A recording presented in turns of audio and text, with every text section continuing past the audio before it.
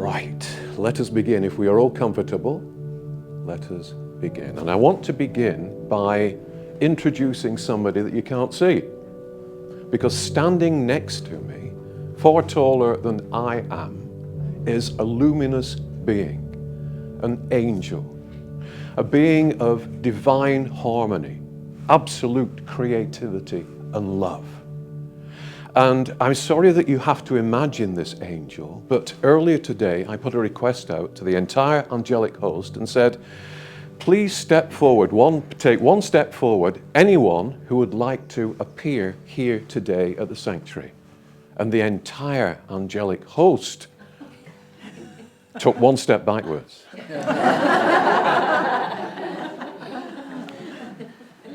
And various excuses were given.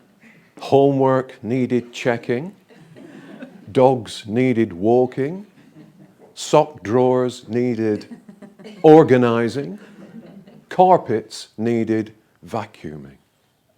And the one-to-one responses from the angelic host ranged from, "You must be joking, Michael," to "not on your Nelly." Very unangelic thing to say.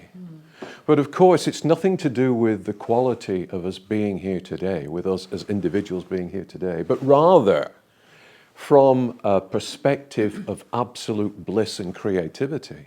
It's very difficult to step down into the current craziness and heaviness and murk and confusion and deception of this world. Why would you want to do that? I know in talking to the Persian gentleman in recent months and years that it's very difficult for a spirit that has advanced into higher vibrations to actually immerse themselves again in this vibration. And of late, whereas the Persian gentleman in years gone by would talk to me for quite some time after he had delivered the message that he wanted to deliver, recently it's been, I'm in, here's the message, I'm out of here. And it was the same with Joseph in the latter days as well. He once described it as needing the equivalent of a shower when he got back and having to adjust his vibrations gradually to get back to the bliss that he'd come from. So not surprising that our angels don't want to make an appearance. Of course, I didn't put a request in to the angelic host at all. We're back to the serious bit now, and I want you to imagine this wonderful, wonderful, tall being of light, creativity, godliness. And the reason our imaginary angel is here today is because they are about to incarnate into an earthly body. And they are going to go through what each of us has gone through in this present journey, because we're angels too. And so at the point that our angel incarnates as a child into flesh and blood, something disappointing happens, something awful happens, because they come in with all the power of an angel, with all the divine energy of an angel. And instantly they incarnate into flesh and blood, that power disappears. It disappears not because it's not there, but because they forget it's there. And they forget it's there because of a little thing called the fall that Joseph talks about at length in a book of the same title. That repeating pattern that we placed ourselves in as souls so long ago and which we're still suffering from. That repeating pattern that disconnected us in conscious thought from the God that we are a part of. So from being a powerful being, our angel loses its memory. And the fact that it is a spiritual being, the fact that it is an angel, is only glimpsed dimly at times through the heaviness and murkiness of this world. And so, from being a tall being, powerful being, as a result of incarnating, instantly our angel becomes a little bit smaller. Now, as we track our angel's journey, our angel receives an education. And our angel is told from the word go, you're good at this, but you're not good at that. You can concentrate on this, and this will be your place in life, but don't concentrate on these things because you can't do these things. And we will teach you how to quietly, without questioning, without making waves, fit into society. And of course, our angel is only a child, and so takes in this information as what it should be doing and how it should be acting. And so it forgets other aspects of its creativity and concentrates on those aspects that it is being told that it should concentrate on in order to fit quietly, without a murmur, into society. And as a result,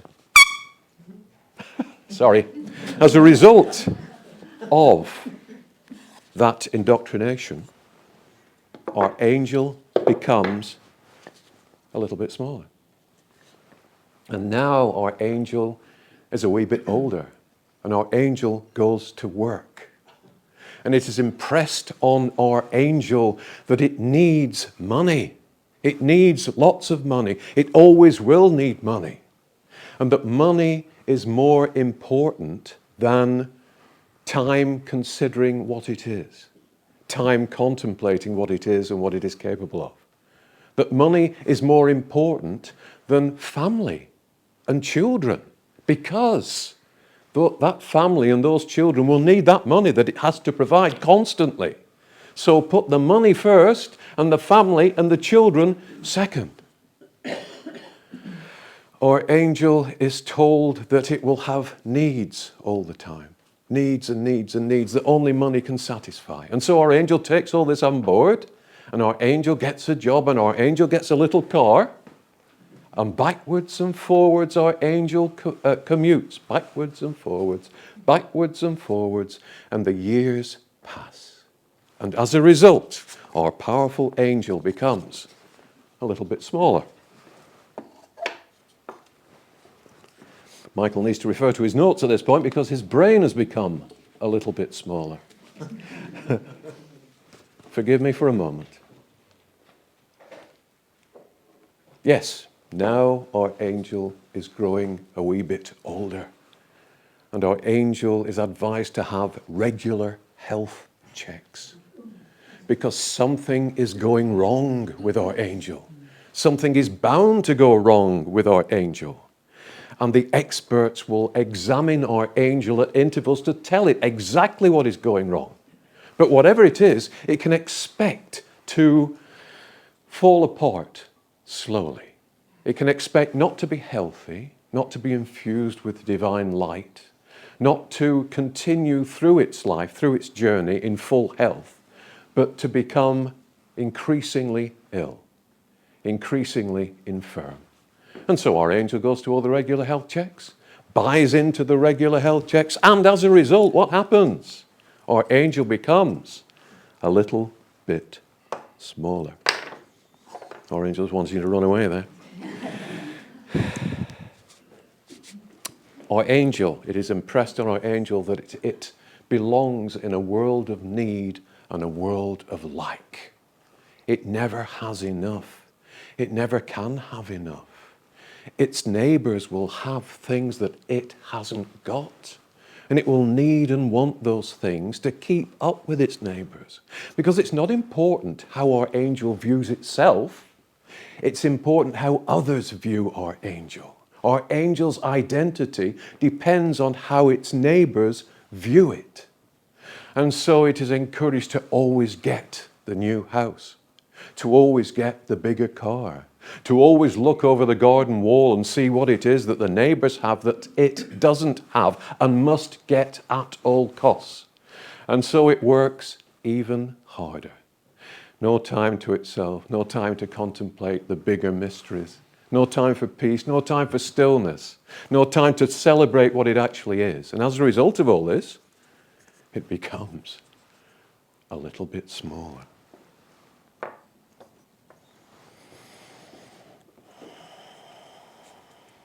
Yes, there's only black and white in the world, our angel is told. Only black and white. The media tells our angel that there's only black and white. And the media will tell you, we will tell you what is black and what is white. And we will tell you who the good guys are, and we will tell you who the bad guys are. And we will tell you which side to be on, and we will tell you that you need to take a side. And we don't want you going within to figure things out for yourself. We will take all the responsibility from you. So there's no need to worry. There's no need to reason. There's no need to question. There's no need to have a balanced view of things. Just leave it to us, and everything will be fine. And so our angel does after years of indoctrination, and as a result, becomes a little bit smaller. Pretty soon the wings aren't going to fit, I'm afraid. Yeah. Judging others is good, our angel is told. In any situation, we will tell you who to judge and that you should judge because judging is important. And we'll tell you how to judge, where to judge, when to judge. Not to have a balanced view of society, not to have a balanced view of others, not to approach others in harmony and in love, but to judge. And our angel takes all this on board and as a result loses its wings completely and becomes a little bit smaller. Now, our angel, the years have passed, and our angel is becoming old. And our angel is told because it's becoming old, it's becoming infirm. No matter that it still feels completely healthy, no matter that it still has much to contribute to society, it is told that it must degenerate, it must become infirm. And it's better that it allows the next generation to come into being. Youth is power. Maturity is infirmity and has nothing to contribute. And so our angel realizes, because of what it's being told constantly, that only the grave and infirmity beckon. And as a result, our angel becomes No way. a little bit smaller. Well, there's nothing I can do. That's the mantra that is given to our angel. There's nothing I can do, little me, to change this world, to transform this world. I can't contribute anything. Why should I contribute anything? When the powers that be know what they're doing, I will leave it to them. And our angel is told, as long as you can have a beer on a Friday night, why worry? As long as you can go to the pub on a Saturday night, then come back and watch the late film on the telly, why worry? You're okay. Don't bother about anyone else. Don't bother about the world. Don't bother your pretty little head about such things.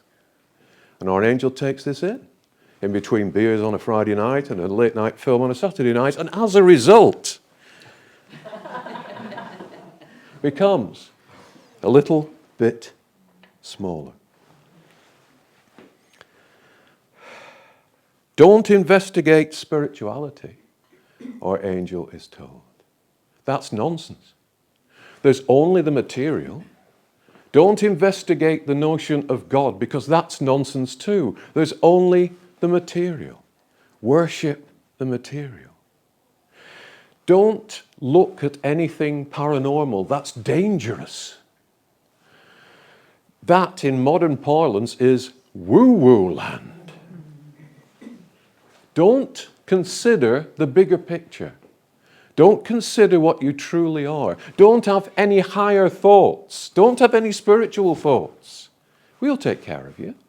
We'll take care of everything that you think. We'll close you in. We'll close you down.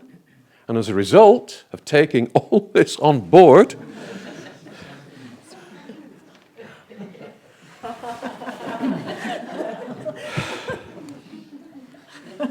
oh yes, our angel becomes a little bit smaller. And so from this great shining being of a few moments ago, we are left with this tiny, seemingly powerless person, powerless being. But it's an illusion. Our angel is every bit as powerful as it was the moment it incarnated here. It has just forgotten that fact. Society has shoehorned it into a certain size.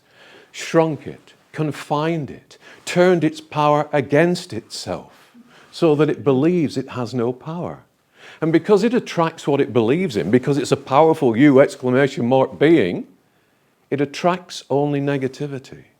It attracts its more consolidates its image of itself as a powerless being. What we need to do is to chip away at that image of ourselves. And I'm sure to some extent, and I include myself in this wholeheartedly, we have experienced this diminishing of our spiritual power throughout our lives. We have been told that we don't have power. We have been told that we have to hand power over to other people.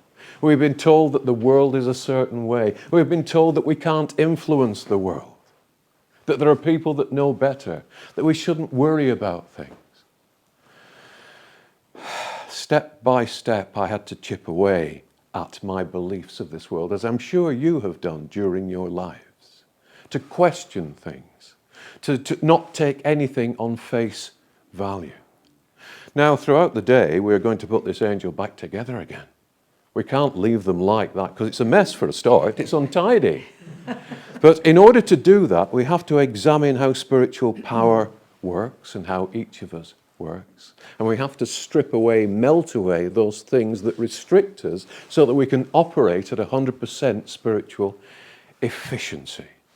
So, that might just seem like a negative exercise. I hope we'll see during the day that it really isn't. But to lighten the mood a little bit, I'd just like to tell you about a friend of ours. You know who I'm talking about, don't you? Yeah. We have a friend who visits a church regularly and kneels in the front pew when it's empty in front of the statue of an angel and clasps his hands together and closes his eyes and says, "Please, please, please, let me win the lottery." Sometimes he'll go twice a day and kneels there fervently. Please, please, please. It's his mantra. Let me win the lottery. Well, he's been doing this for, a couple of years now.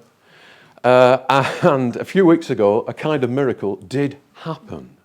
In that, there he was kneeling in the front pew, and the angel, in a blast of white light and a blast of heavenly music, suddenly started to move. Suddenly came to life and got down from the plinth and advanced towards our friend. And there he was in the front pew, trembling.